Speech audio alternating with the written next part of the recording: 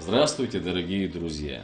Студия театра и кино «Берт» хотела бы представить вам проект «Повесть-сказку», автором которого является Алексей Толстой.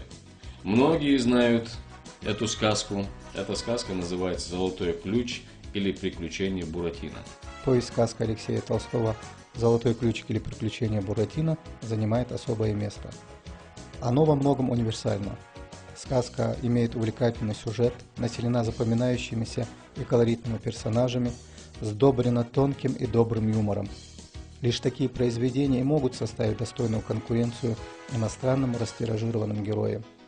Хочется через данный проект обратить внимание подрастающего поколения нашей республики на то, что и среди образцов детской литературы наших авторов немало сюжетов, достойных самого трепетного и уважительного отношения.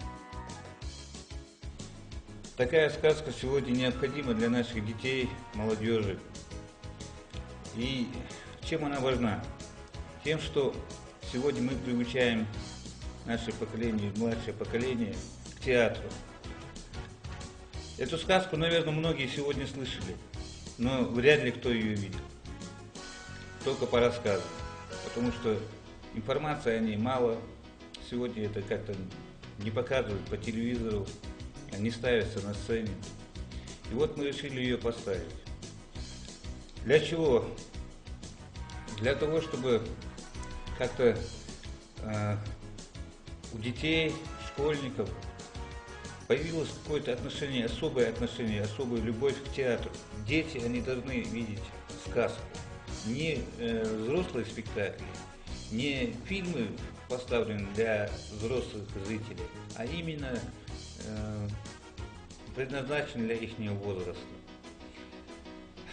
Я думаю, что они полюбят театр и будут постоянно нашим зрителям.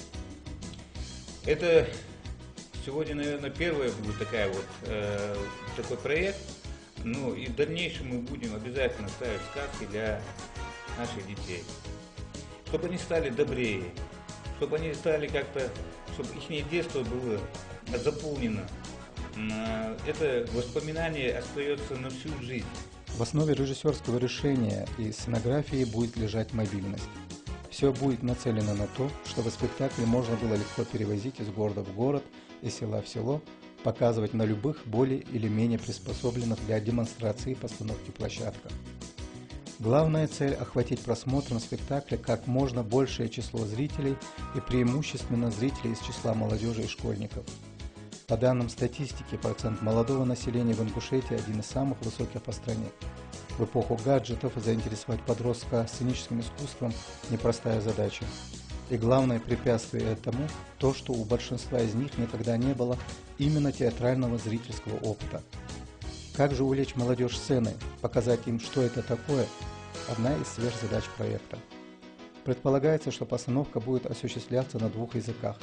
Кроме привычного русского языка, персонажи сказки Алексея Толстого заговорят и на ингушском.